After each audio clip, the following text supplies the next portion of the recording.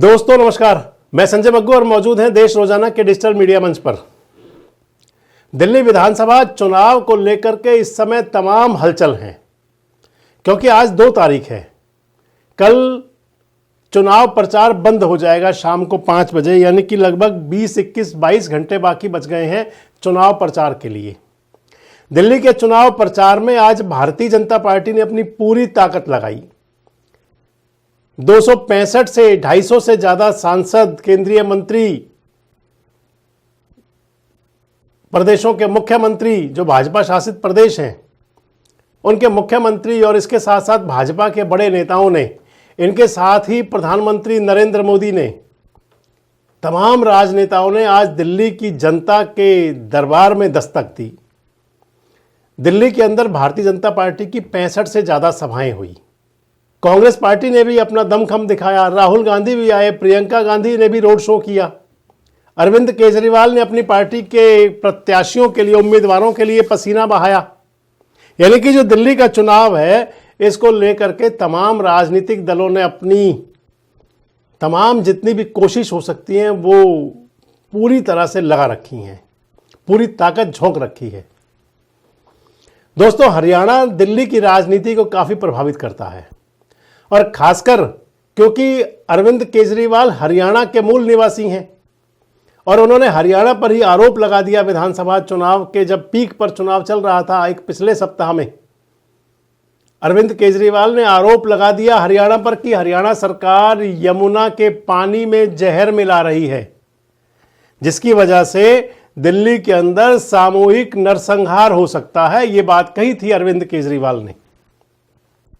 और इसके बाद अगर कहें तो फिर दिल्ली की राजनीति के अंदर दिल्ली से ज्यादा महत्वपूर्ण हरियाणा हो गया।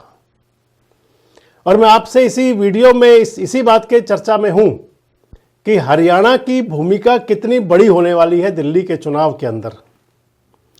यह चुनाव भारतीय जनता पार्टी के लिए परीक्षा की घड़ी है। लगभग 27-28 साल का राजनीतिक सूखा जिसको निपटाने के लिए बीजेपी अब की बार अपना दमखम लगाए हुए है। 1998 के चुनाव के बाद दिल्ली में बीजेपी आई नहीं कभी भी। हालांकि 2014, 2019, 2024 तीनों लोकसभा चुनावों के दौरान में बीजेपी को जो सांसद की सीट थी, लोकसभा की सीट दिल्ली में 7 की 7 सीटों पर जीत मिली।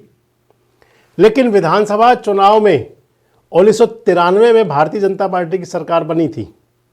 5 साल की सरकार में भाजपा के 3 मुख्यमंत्री आए थे।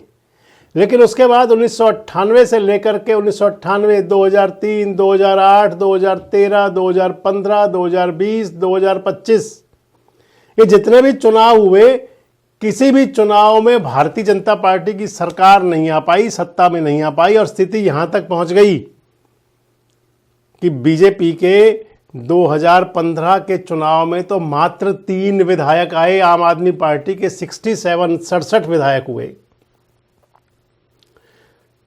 स्थिति कांग्रेस की भी खराब है, लेकिन चर्चा में मैं इस वीडियो के अंदर खासकर भारतीय जनता पार्टी को लेकर हूं।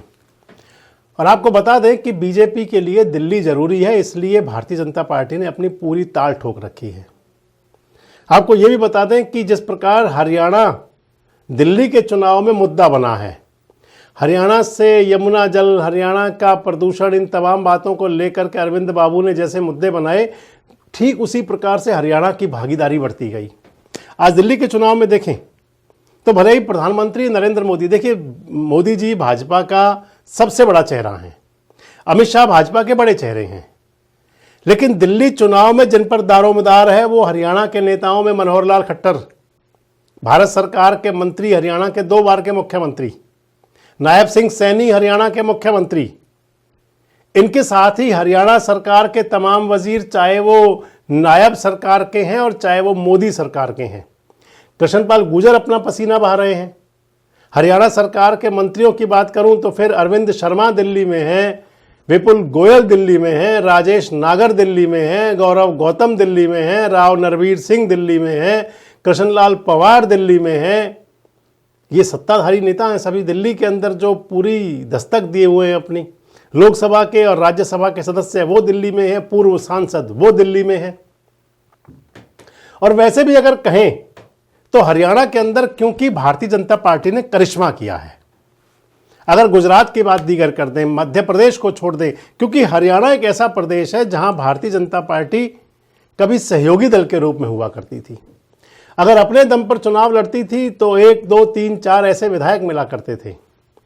लेकिन 2014 में मोदी लहर पर जब सवार होकर के भारतीय जनता पार्टी आई थी और हरियाणा में जब मनोहर लाल खट्टर मुख्यमंत्री बने थे, मनोहर लाल की नीतियां और मनोहर लाल की पॉलिसीज को लेकर के जब 2019 और 2024 का चुनाव, भले ही 24 में चेहरा नायब सिंह सैनी थे और नायब सिंह सैनी भी मनोहर लाल की राजनीतिक पाठशाला के विद्यार्थी ही हैं, उस लिहाज से देखें तो हरियाणा के अंदर करिश्मा हुआ जब तीसरी बार भारतीय जनता पार्टी की हैट्रिक की सरकार बनी, स्पष्ट बहुमत के साथ, 48 विधायकों के साथ। इसलिए हरियाणा को एक रोल मॉडल मानते हुए और हरियाणा के नेताओं की जो दिल्ली चुनाव में ड्यूटी लगी, इसे आप मान करके चलें कि ये दिल्ली के साथ साथ हरियाणा के नेताओं की भी अग्नि परीक्षा है।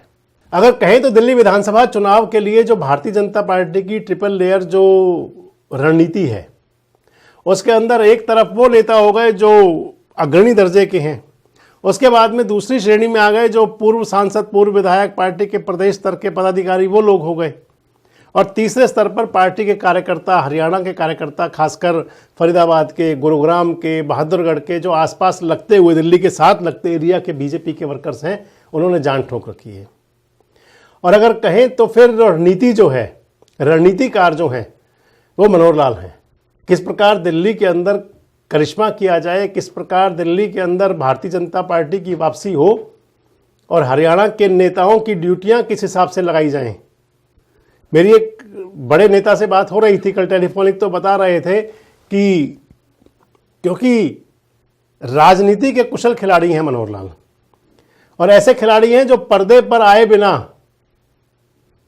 मंच का सारा रुतबा लूट सकते हैं, मंच का सारा ध्यान उनकी तरफ हो सकता है पर्दे पर आए बिना। ये हरियाणा के चुनाव में हुआ भी था। और अगर आज की बात करें तो फिर मनोहर लाल वहां पर, यानी कि दिल्ली के विधानसभा चुनाव के अंदर एक कुशल रणनीतिकार के रूप में जो रणनीति बना रहे हैं, जिस पर तमाम हरियाणा के भारतीय जनता पार्टी के नेता कार्यकर्ता काम कर रहे हैं। उस रणनीति के अंदर ये भी है कि कौन से एरिया में कौन सा नेता प्रभावी हो सकता है, कौन सी विधानसभा सीट, कौन सी विधानसभा क्षेत्र को कौन से नेता प्रभावित कर सकते हैं, और उसी लिहाज से ड्यूटियां बांटी गई हैं। अगर दलित सीटें हैं तो फिर उन पर दलित नेताओं को लगाया गया है, और अगर जनरल सीट है और वहाँ पर जो दलित बस्तियाँ हैं उनमें दलित नेताओं को भेजा जा रहा है हरियाणा के। अगर जाट कम्युनिटी के इलाके हैं तो उनमें महिपाल ढांडा जो सरीखे जाट नेता वहाँ की कमान संभाले हुए हैं। अगर ब्राह्मण मतदाता प्रभावी हैं तो वहाँ अरविंद शर्मा और गौरव गौतम सरीखे नेता लगे हुए हैं। गुजर मतदाताओं के लिए कृष्णपाल गुजर बड़े क्षत्रप हैं तो फिर राजेश नागर की भी ड्यूटी है। वैश्य मतदाताओं के अंदर विपुल गोयल की जिम्मेदारी है, यानी कि तमाम राजनेता लगे हुए हैं। और इन सब के ऊपर कहें तो फिर नायब सैनी तो जैसे स्टार प्रचारक हैं आज दिल्ली के अंदर, क्योंकि जब से अरविंद केजरीवाल ने आरोप लगाए और फिर उन आरोपों का जवाब नायब सिंह सैनी ने जिस अंदाज में दिया, चाहे वो जमुना जी का में आचमन करना हो और चाहे फिर जमुना जी के जल को बोतल्स में भर के ले जाना हो, दिखाने के लिए कि ये देखिए ये हरियाणा से आने वाला पानी और ये दिल्ली के अंदर रहने वाला पानी। और उसके बाद फिर चाहे मटके में पानी भर के उस बैलगाड़ी पर सवार होकर और उस मटके को अपने सर पर रख करके, यानी कि कलश बना करके ले जाना, क्योंकि पवित्र नदियों के जल को अगर मटके में भर लिया जाए तो वह कलश बन जाता है और उसको फिर पवित्रता, मान्यता बड़ी गंभीर हो जाती है। मैं इस लिहाज से कह रहा हूं कि नायब सिंह सैनी तो दिल्ली के चुनाव में स्टार प्रचारक के रूप में हैं। यानी कि कुल मिला के आप माने तो हरियाणा के नेताओं की भी अग्नि परीक्षा है। जिस प्रकार से हरियाणा के राजनेता दिल्ली में पसीना बहा रहे हैं, जब चुनाव परिणाम आएगा, ये तो चुनाव परिणाम बताएगा कि दिल्ली की जनता किसके पक्ष में अपना मत देती है, दिल्ली की जनता किसको चुनती है, दिल्ली की जनता क्या बीजेपी का राजनीतिक सूखा खत्म करती है, क्या अरविंद के बाबू की वापसी होती है तीसरी चौथी बार, और या फिर क्या कांग्रेस कुछ करिश्मा करती है। लेकिन ये जरूर है कि हरियाणा के भारतीय जनता पार्टी के नेताओं की भी पूरी अग्नि परीक्षा है। अगले 2 दिन बाकी हैं और ये 2 दिन जो हुआ करते हैं, अंतिम जो चुनाव के दिन होते हैं, इन्हें माना जाता है कि ये सारा चुनाव एक तरफ और 2 दिन की रणनीति एक तरफ। कौन कौन सी नई रणनीति बन रही होंगी? दिल्ली के लिए हरियाणा के जो भाजपा के नेता क्या क्या और नए प्लान कर रहे होंगे? किस प्रकार से मतदाताओं के बीच में जाकर के पैठ बनाई जाएगी और क्या परिणाम होगा? आपको क्या लगता है कि दिल्ली क्या करने जा रही है? कमेंट्स बॉक्स में जरूर बताएं। जुड़े रहें हमारे साथ, देखते रहें देश रोजाना। हमारे साथ जुड़े रहने के लिए सब्सक्राइब करें देश रोजाना के YouTube चैनल को और नई वीडियो की नोटिफिकेशन पाने के लिए बेल आइकन जरूर दबाएं। अगर आप ये वीडियो फेसबुक या इंस्टाग्राम पर देख रहे हैं तो पेज को लाइक और फॉलो जरूर करें और ज्यादा से ज्यादा शेयर करें।